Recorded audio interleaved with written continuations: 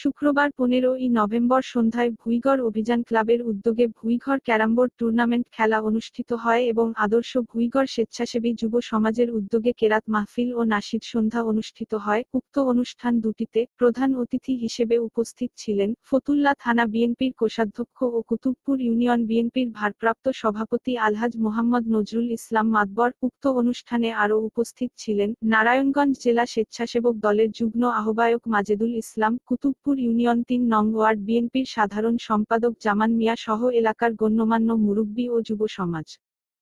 আপনারা কেমন আছেন সবাই?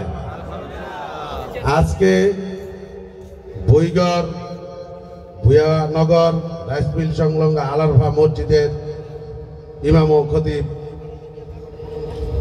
মাসুম বিল্লাহ সাহেবের যে উদ্যোগে 1 থেকে 1.5 মাস হবে আলারফা মসজিদের উপরে যেই এই সংগঠনটি গঠিত করা হয়েছিল ভুইগড় স্বেচ্ছাসেবী যুব সমাজ যার উদ্যোগে আজকে যেভাবে এই এলাকা ভিত্তিক কার্যকলাপ চালাচ্ছে তারা আমাদের অনেক ভালো লাগছে এবং আমি খোঁজখবর নিচ্ছি, সবসময় আমি খোঁজখবর নিচ্ছি। তারা ভালো উদ্যোগ গ্রহণ করছে, রাস্তাঘাট এই বাড়ি এলাকা বাতি দেওয়ার জন্য এবং সবকিছুই তারা যে উদ্যোগে নিজ উদ্যোগে করতে সেই জন্য আমি তাদেরকে ধন্যবাদ জানাই।